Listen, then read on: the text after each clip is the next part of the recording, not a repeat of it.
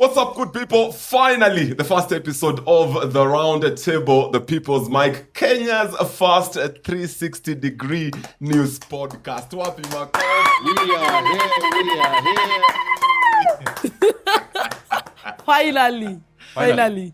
I am your host, the news guy, your headlines plug, and we are going to talk politics. We are going to talk about things, both good and bad, that happened in 2025. We're going to talk about the people we lost. And of course, we're going to talk about the moments that brought us together. Na najua nyinyi wawili, hamtakubaliana ni nani anatangulia kujiintroduce. Hebu chezeni rock paper scissors muone ni nani.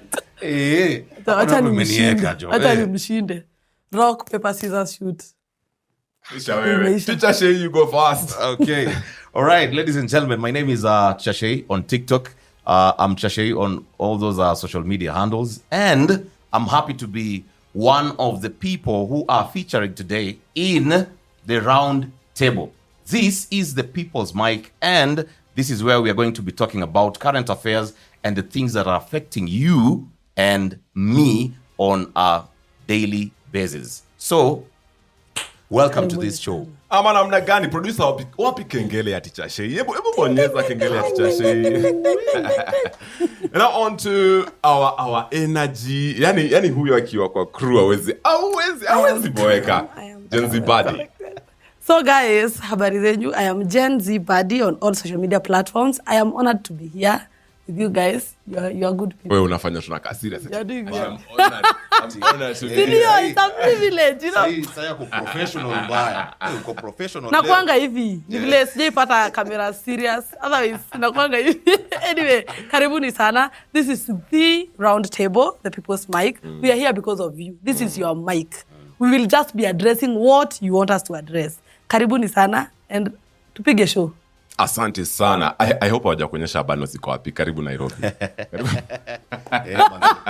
Ishi Nakuru sana. Anyway, guys, before we go into the conversation, why don't we see some highlights? We watch some highlights of key events that happened in 2025. Producer, bonyeza hiyo kitu.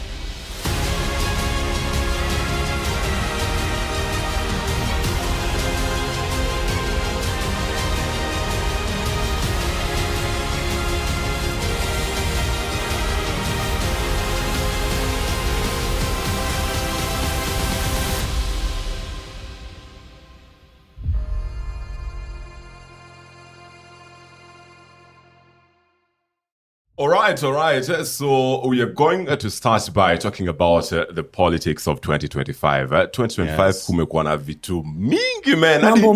Unajua kuna vitu zili happen January. I was going through the news and there are things that happened in January. Nilikuwa nazisoma and I'm like, didn't this happen in August? Si imefanyika juzi tu. I know, right? Yeah, and so without delay, let's talk about the things that happened in 2025. Tukianza na one that happened in March, the big one. The broad-based government agreement. Teren. Ding. Mm-hmm. Let me start from here. Yeah. The broad-based arrangement was as a result of the Gen Z protests that had happened back in 2024. And I think the young people were just about to change the status quo of this country. But again, the political class infiltrated that particular movement. That's true. Because they saw this was like a career-threatening movement to them. And for me, I've never looked at the broad-based government in any other way. That is how I've been looking at the broad-based government. Bread-based government. Shay! Anasema ati ulimi umeteleza. Shay! Tuseme tu kweli. It is founded on greed. The broad-based government is founded on greed. Shots fired. Yeah, let them be fired because when the youths are being fired with shots outside here, ni kweli.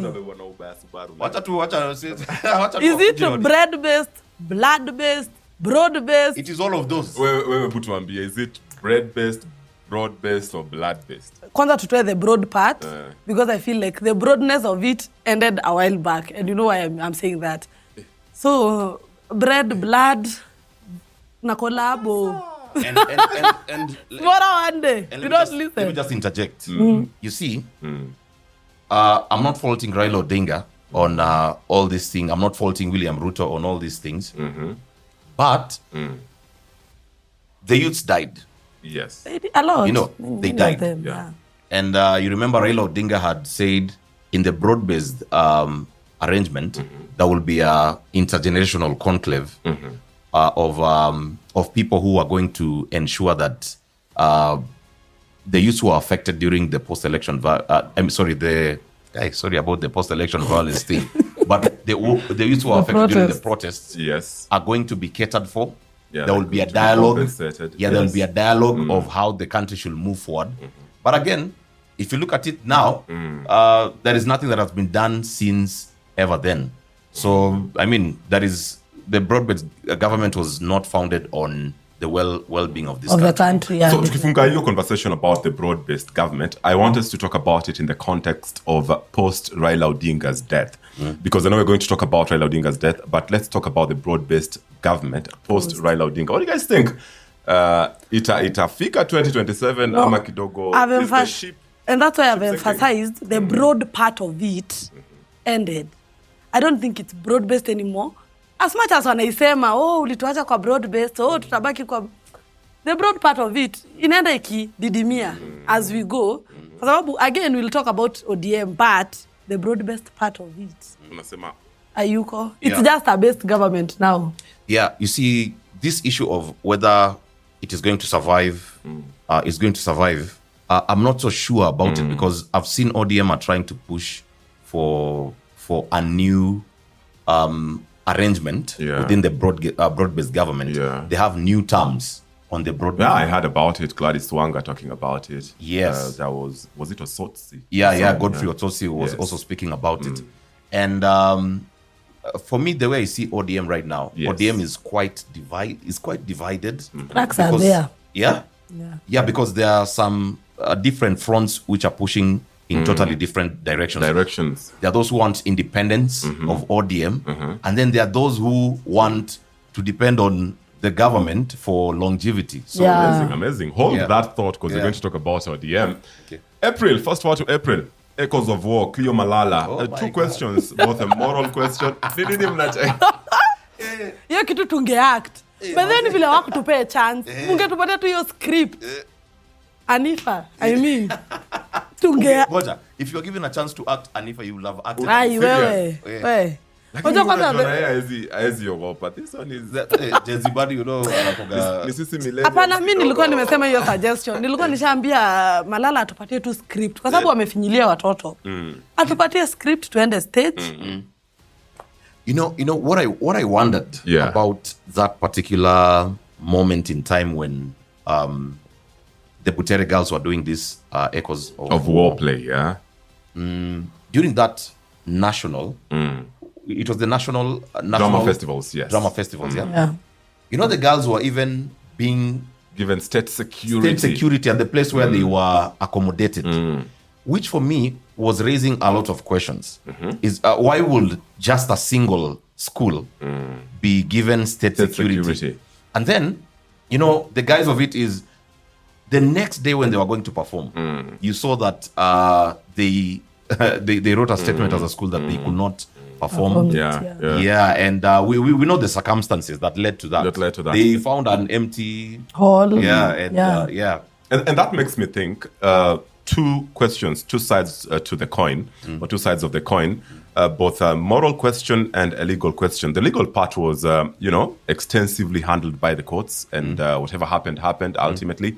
But now the moral question, because the moral questions that were being raised, ilikuwa one, was it right to use children under 18 minors to fight political battles? That was the first moral question. But the other, number two, ilikuwa, there's something people say on X, war is war. So if the government is going to use police officers to achieve political goals, then why can't Cleo Malala also use his talent and people who can best act the play to fight that political war? What do you guys think? I honestly don't think it was. The fact that serikali iliingilia ndio sasa ilitani ikakuwa a political war. These are kids. They are, it's a play. It's a play. No. It is hakuwa najua ni drama festival, ni play na hawa watoto unajua drama festival inaenda na stages. Si mnajua hivyo? Inaanzia zonals and then you go to the county level, to the regional level. Hiyo play ilipitia all those levels. Kwa nini sasa venye imefika nationals ndio imekuwa a political war? It was a war waki-rehearse shule ingeanzia hapo. So for me, let's be realistic. Yes. Cleophas Malala is a politician. True. Sasa hiyo ako producer. But ni sawa. Ni sawa basi. Bado huwezi mtu hapo yuko but ni sawa tutamtoa tu hapo very soon. Cleophas Malala is a politician. Yes. And any politician will be vested into something because they have got some interest in that particular thing.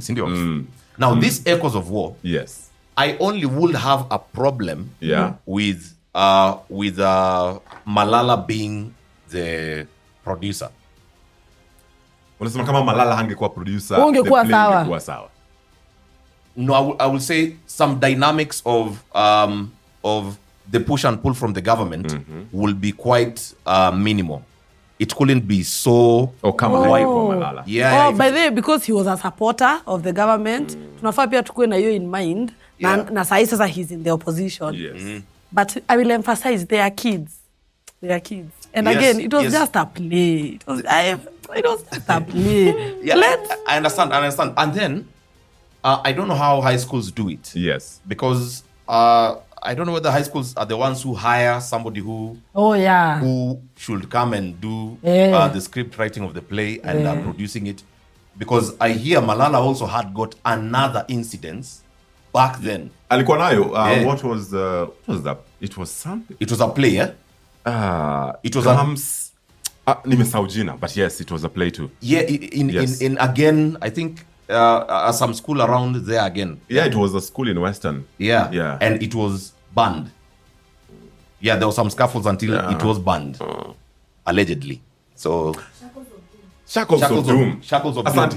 Thank you, Madam Producer. Asante. Anyway, now I'm just going to segment this whole part to media. Juu hapa kulikuwa na story mingi sana zili happen. And I'm going to wrap it up as the protests. Because hii story sasa ilianza from around May. And then tukaingia June, tukaenda July, Sabasaba. So let's talk about the protests in general, starting with the death of Albert Ojwang. And then that, of course, leads to the protests on the 17th of June. Boniface Kariuki gets shot. We know what happened. He died on the 30th of June. And then post that, we have the 25th of June commemoration protests. And then we move to July, the Sabasaba protests. So the protests in general. And the big question I'm asking myself here, were they as effective as those that happened in 2024? And kama tunaweza taka gauge the success, ni milestones gani, ama ni achievements gani, tunaweza sema tulipata from the 2025 protests? What do you guys think?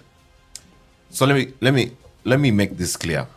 Whether there were some gains from this protests of 2025 or not, at least it is showing that the youths of this country are awake. Yeah, they're awake and they will punchline. Producer anafaa kupiga kengele. Yeah.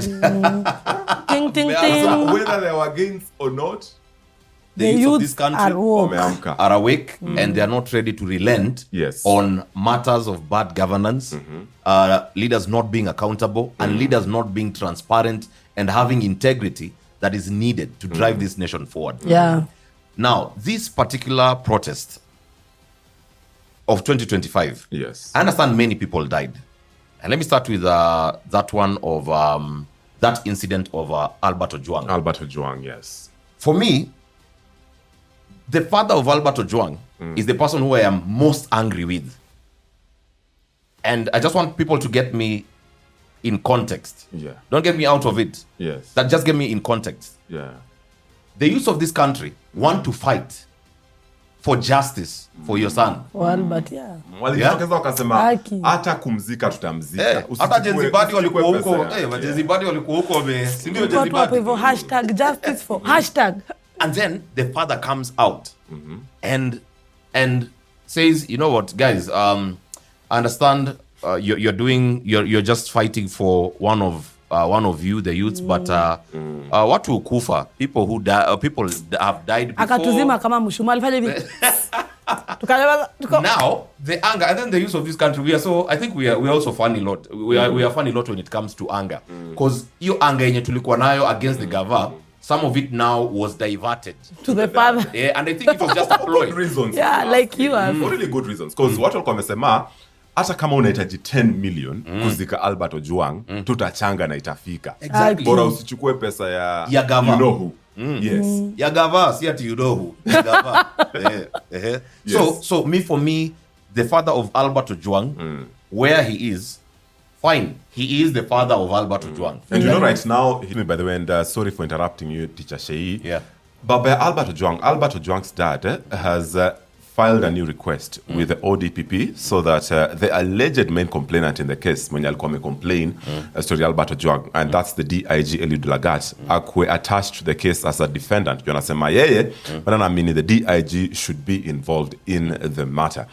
What do you guys think about this? Should Kenyans help him now? Do you rekindle history yote ama sasa let him fight his own battles? Yeah, so you know, fine. Kenya is a country which is it should follow a rule of law. So if right now is the right time when Meshach Ojwang, that is the father of Albert Ojwang, has felt that it is okay for him to pursue justice properly for his son, then there is no problem. But the only problem I have with Meshach Ojwang and that generation of Wakina Baba Albert, most of them have a problem of maintaining a status quo. As we were really fighting hard, so that this kijana yake, Albert Ojwang, because he's one of us, apate justice. But you see, he was one of the people who I will say impeded that process of justice because the anger that the youths had neutralized and went to... I get you. Yeah. But the Gen Z umenyamaziza sana juu ya history and you can even realize energy yake imechange. She's sad. She's sad about this, bro. She's sad about this. She went through a lot. 2025 protests. Kwanza wewe ulitokea 2025? Definitely. Lazima. And compared to 2024. Huyu alishika hadi makanista hivi. Lakini akamshia watu. Ngoja. So, were they successful? Unajua, I think success should not be measured na kama alishuka ama hakushuka. You know, success ni hiyo tulitokea.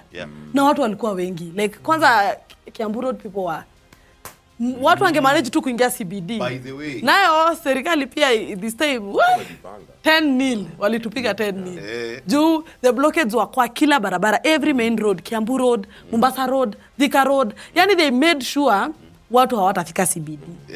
Lakini tungefika CBD. Let me hold that thought. Was it successful? Definitely. Hiyo tu kutokea by itself, that's success. That is success because may we never forget. To emphasize to may we never. Unajua Kenyans tunakuwa na tabia ka mental ka akili ka sijui I don't know how to explain it but sisi ni wale watu wa tukiona hii tumesahau hii tukiona hii tumesahau hii. May we never forget. Every 25th Tokea, kumbuka Rex, kumbuka, say their names, say their names. May we never forget. Yeah, so it was successful. That's interesting, and which reminds me, because you have said something super profound, and talking about every year, remembering the victims of the protests, remembering Kina Rex, Kina Albert Ojwang, Kina Boniface Kariuki, Denzel Washington. Yeah. What do you think about the future of politics and protests in Kenya? Because the government now, venye uliona wamefanya this year, wako na that intentionality ya kusuppress protests, and it almost worked venye walieka blockades and everything. And so what do you think should happen kwa the protest space in Kenya to make them at least ikue?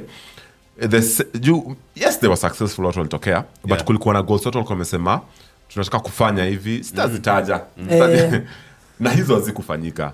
So if that were to happen, what do you think should change? What should people do in the future? And what do you think generally about the political organization of the youth in this country? Should we have a party? I think we should be more politically organized. Yeah. There's someone who asked me a question, and I didn't have the answer to the question, and I want to ask you people. We always say, must go, must go. He goes today. What happens? Because kuna issue ilikuwa Bangladesh. Bangladesh waliandamana, na government ikaisha, na ika step down, but they didn't have a plan. After that, they didn't have a plan. It's 1 year later, it's 1 year down the line. The face of the protest ameuliwa, wanaulizwa, vitu zimechange hapana, vitu tu ziko venye zilikuwa last year. Kwa nini? Kwa sababu hawakuwa na plan. Na hata sisi, I feel like we are not well politically organized. Like, tuko tu, he must go, he must go. He goes. Just imagine, today, he has gone. What next? So, Mimi, I wouldn't look at it in that perspective of really what next. I will say the youth we need what you will call a lobby group. The lobby group will be a political movement. Yes. Now, I will speak about how one of the countries in the Middle East is a very successful lobby group, and that is Israel. Israel is a very successful country when it comes to lobbying for their interest, even in foreign nations. So what they need is resources. The youths of this country were almost making a hospital. Manze. You remember? I remember. Guys. The Gen Z hospital. But what happened to that? Gen Z badi tuambie juu unajua ilikuwa inaitwa Gen Z hospital. So imagine kabisa tulikuwa yeah, I know. You see, that's the thing now we have as organization. If the youth of this country can come up with a political party, and we say that all the youths are going into this party, it will be easier for us to lobby people, especially the youths, to be in that. You see that your table in your what do you bring on the table? Yes. Or what's my cart on the table and all that. The youths are going to take almost the whole of that table because we are many. But now, my question is, the biggest impediment imekuwa towards the formation of this lobby group or this organization or this party ni the different interests, first of all, and then the leadership structure. Because people whom have been identified in the past as potential leaders, wameturn out kukua manyoks, you know, and pia I think hiyo line ya we are leaderless, we are tribeless, we are less inatu affecting sana. So it's a positive thing, but tukiangalia the negative side of it pia, because we can't trust anyone. Like tuna feel tu kesho tukiambia news guy be the leader wa Gen Zs, ataitwa na must go. Tuanze kuona akisema tamu si jamu. Personally, I usually look at this from a different angle. And my perception or my approach in Akwaga, why don't we make this a social movement first before making it a political movement? Because from where I sit, Kenya's problem is not political. I'm sorry to say. I usually feel it's a social problem, a culture problem. Kwa sababu mwanasiasa huwa hakuji kwa stage akwambie upande gari imejaa. And then ikifika kwa roadblock, ujifiche. Huyu jamaa toe chwani. Ndio asishikwe. You see? So what if the Gen Zs of this country and everyone who believes in that dream, tuanze na very simple things. Kama kusema, if you believe in a beautiful country, ukipata don't gari litter. Usipande kwa gari imejaa. Na ukiona mtu anataka kupanda, lakini pia mkiamua hamjazi gari, ikifika kwa roadblock, driver akijaribu kupeana hongo, msikubali. You get? Yeah. Number 2, venye umesema, don't litter. Number 3, concerts. But that's the simple thing. Nunua ticket. Usioccupy. Yeah, so, okay, let me be indifferent with you a little bit because of, there is, a leader also plays a very big part in whatever we are talking about. And you remember when, I'll go to Rwanda in a while, but you remember when the Gen Zs wanted to build a hospital? Yes. Now infiltration came in. Yeah. Everybody was opening their pay bill. You get? Everyone was opening their pay bill. Yo time Safaricom waliunda mado. Mapembil zilikuwa tu Gen Z hospital. Hospital Gen Z. Already you could see infiltration in it, yeah? So that infiltration is coming from somewhere above.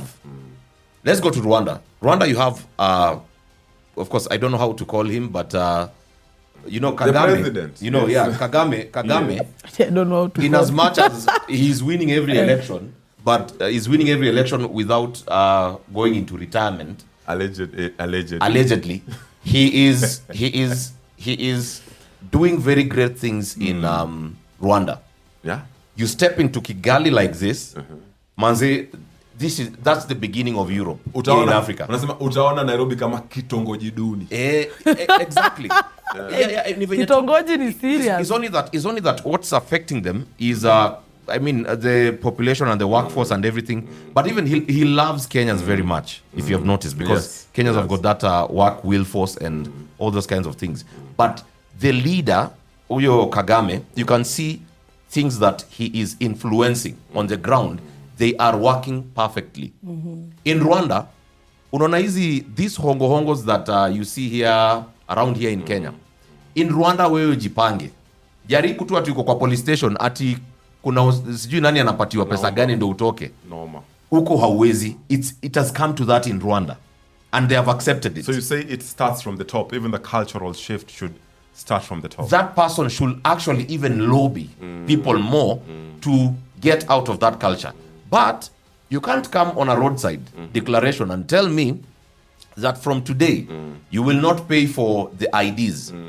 But you go on the ground the same day, you go and pay for replacement of IDs. I mean, then it means there is, even if there is a cultural problem down here, but again there's the leader at the top, yeah. So it has to be something which to be swept systemically. I will differ. Wacha tu ni sikusupport. Sikusupportingi, but I sikusupport cha ukwelo. I feel like change starts with you. Change starts with you. Sai tukiangalia tu situation yetu, the leaders we have, you can't tuwezi sema ati let it start it will never start. Yeah. It starts with you. Wewe mwenyewe. Tukisema kama niyo, venye news guy amesema ikue a social thing. Wewe you personalize it. Useme I will never litter, sitawahi ingia matatu imejaa. I will never do this, I will never occupy a concert. I will never, unaona? It begins with you. Amazing. And I think what's coming out is that this is a sort of a chicken egg problem. As in, what came first? Is it the bad leaders or the bad culture? Yeah, the people. And what do you guys think? Drop it in the comment section. How do you guys think the Gen Z, the youth of this country, wanafaa kuji-organize ndio whatever tunataka kufanya ifanyike? Drop that in the comments. And as you do that, I'd just love to remind you that this episode has been shot live on location from Kajim Events Studios. Clock it. Mimi Mazee Joe, the experience is amazing. As you can see, they've got amazing studio space. Wako na high-end, top of the range equipment, and the vibe here is also amazing. So if you've got any production work you want done, why don't you talk to Kajim Events? You can find them on socials as Kajim Events on all socials. See you on part 2 of 2025 news wrap. The round table, the people's mic. We are going to talk about Raila. Part 3 inakuja. We are going to talk about by elections. Wamudende. But for now, from us at the round table, tunasema adios. See you on part 2. Adios, muchachos.